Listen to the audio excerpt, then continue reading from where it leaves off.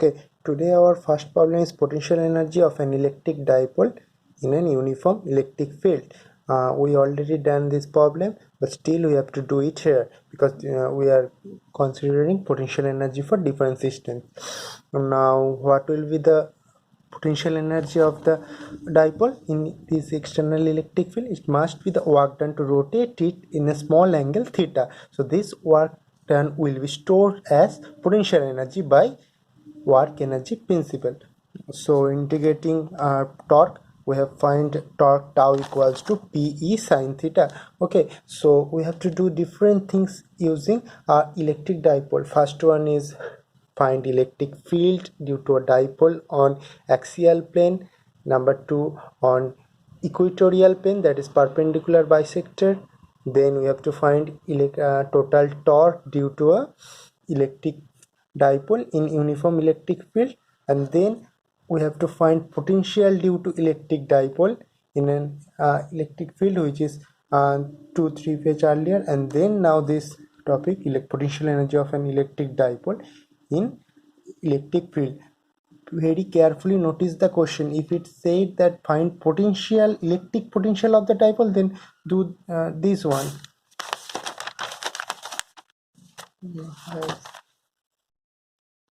This is expression for electric potential due to a electric dipole, but this one is potential energy due to an electric dipole in uniform electric field. Okay, so we have integrating P sin theta के integration minus cos theta होता है, and our lower limit is theta naught and upper limit is theta 1. We get finally putting theta naught equals to 90 degree if the dipole is at perpendicular direction of the electric field. Then we get total potential energy equals to minus Pe cos theta. Now what is stable position and what is unstable position? When theta equals to 0, potential energy equals to minus Pe, which is minimum. So this is stable position, stable equilibrium, and when theta equals to 180 degree equals to 180 degree equals to plus P, that is, this is maximum value. So by my condition of maxima will be unstable position. Now let us consider there is two charge, one is Q1 and another is Q2. We have to find the potential energy of this system. That is in simple way, how much work to be done to this put this arrangement in a system. Okay, so there is no charge at first, then we have to bring Q1, but there is no work done because there is no electric field, nothing is there, so we can do it very easily. So work done equals to 0. When there is Q1, there must be a potential due to Q1, which is V1 equals to Q by R1. So extend work to be done to bring Q2 from infinity to that point.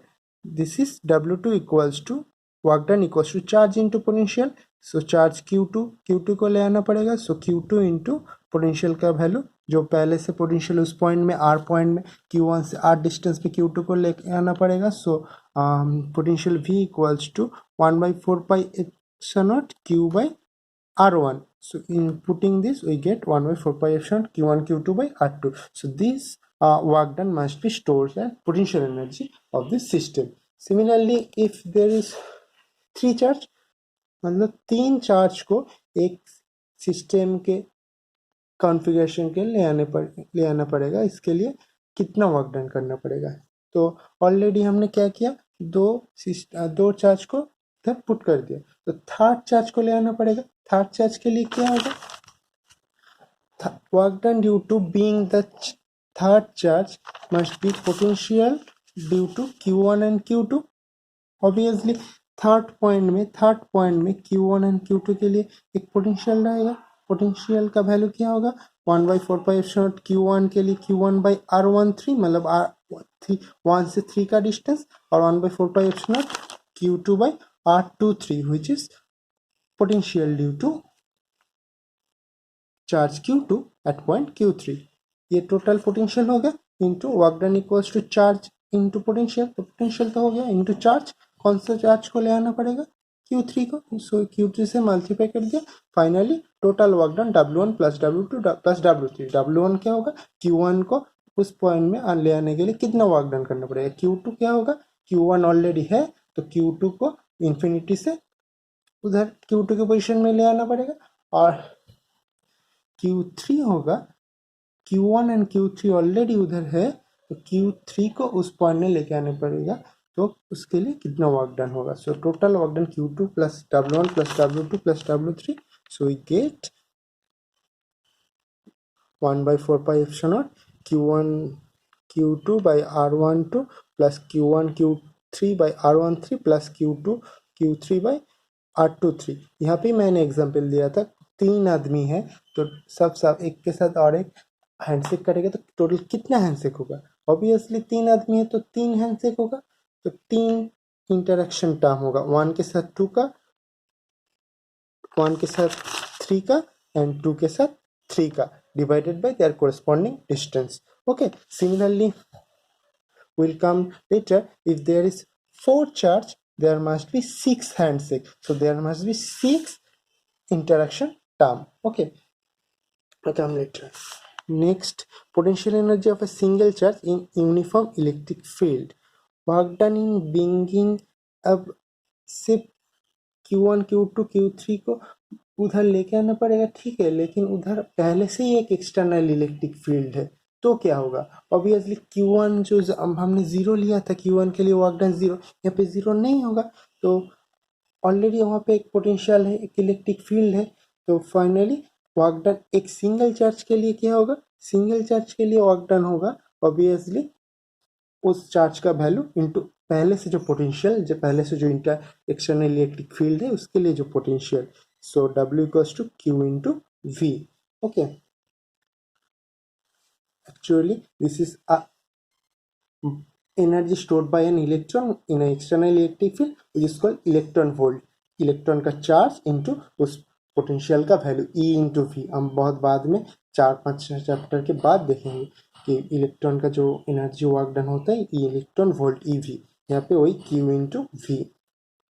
Now this is very important, potential energy of two charges in an electric field, दो charge रहेगा तो external electric में क्या होगा, obviously Q1 के लिए potential होगा V1 1/4 pi epsilon naught जो होता है, और सिमिलरली Q2 के लिए जो पोटेंशियल है V2, ऑलरेडी ये पोटेंशियल हो गया, और फाइनली इस दोनों को इंटरेक्शन करो तो क्या होगा, एक इंटरेक्शन टर्म आएगा 1/4 pi epsilon naught Q1 Q2 by R, so total energy हो गया, total energy of the system equals to interaction between Q1 and the external electric field and similarly Q2 and external electric field and उस दोनों के बीच में जो interaction है Q1 and Q2 के बीच में, ठीक है, तो मान लो,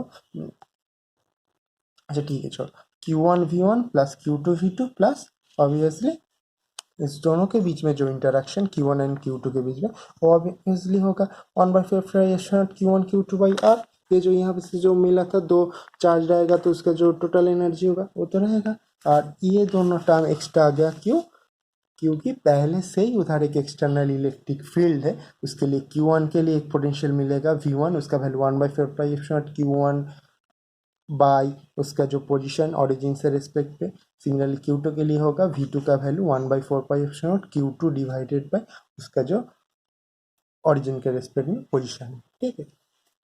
तो ये वाला प्रॉब्लम देखो, चार चार्ज है तो we have to find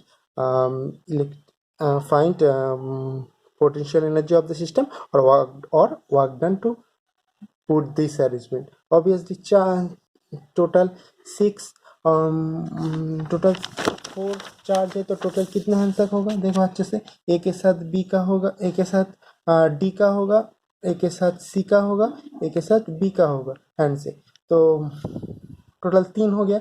similarly B में आ जाओ, बी में क्या होगा देखो, बी के साथ सी होगा एक और बी के साथ डी का होगा, टोटल हो गया 3 + 2 5, और बी के साथ ए का तो ऑलरेडी हो गया। सिमिलरली सी में आ जाओ, सी के साथ डी का तो 5 हो जाता है और एक एक्स्ट्रा हो गया, टोटल 6 हो गया अभी, और सी के साथ ए, सी के साथ बी, मतलब बी के साथ सी, ये सब तो पहले ही हो गया, तो टोटल हैंडशेक होगा 6, मतलब टोटल इंटरेक्शन टर्म 6। सो देखो अच्छे से, Q A Q B, Q A Q C, Q A Q D, A के साथ तीनों का हो गया, उसके बाद बी के साथ 2 होगा, क्यू बी क्यू डी और क्यू सी। फाइनली हमने वैल्यू पुट कर दिया। और यहाँ पे बहुत इंपॉर्टेंट क्या है, पोटेंशियल एनर्जी और इलेक्ट्रिक पोटेंशियल में चार्ज का वैल्यू देना पड़ेगा। ये प्लस, जैसे बी के साथ जब डी होगा, ये यहाँ पे माइनस क्यू और यहाँ पे माइनस क्यू, ये माइनस लेना पड़ेगा। पोटेंशियल में माइनस और पॉजिटिव लेना पड़ेगा, क्योंकि ये स्केलर क्वांटिटी है, तो उसका जो वैल्यू पॉजिटिव और नेगेटिव मैटर करता है। लेकिन इलेक्ट्रिक फोर्स और इलेक्ट्रिक फील्ड में ये मैटर नहीं करता है। क्यों? उधर ये वेक्टर क्वांटिटी है, फोर्स और इलेक्ट्रिक फील्ड, तो ये वेक्टर साइन बोल देगा। ये जैसे पॉजिटिव चार्ज होगा तो बाहर की तरफ, नेगेटिव चार्ज होगा तो अंदर की तरफ। सो हियर पॉजिटिव और negative sign is very important. जैसे ए और बी के जो इंटरेक्शन टर्म होगा negative, plus q into minus q, so minus q square. See very carefully this, remember this, in potential energy or electric potential we have to put the polarity of the charge, plus or minus. Okay, so number 2, extra work done needed to being q naught at center.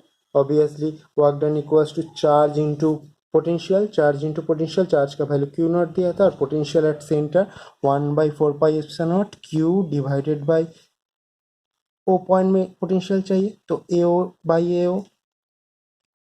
Okay, plus B point में potential, B point में जो charge है minus Q, उसके लिए O point में potential क्या होगा, 1/4 pi epsilon naught minus Q divided by B O. मैंने बोला पोटेंशियल के लिए पॉजिटिव नेगेटिव देना बहुत ज़रूरी है, पोटेंशियल फाइंड करना है। तो सिमिलरली सी पॉइंट में प्लस क्यू चार्ज है, उसके लिए ओ पॉइंट में इलेक्ट्रिक पोटेंशियल क्या होगा, plus 1/4 pi epsilon not plus Q divided bye ये वाला डिस्टेंस सी ओ। सिमिलरली डी पॉइंट में माइनस क्यू चार्ज है, इसके लिए पोटेंशियल एट ओ होगा 1/4 pi epsilon naught minus Q divided bye, sorry यहाँ पे करेक्शन कर लो, ये वाला डिस्टेंस डी ओ होगा, डी ओ।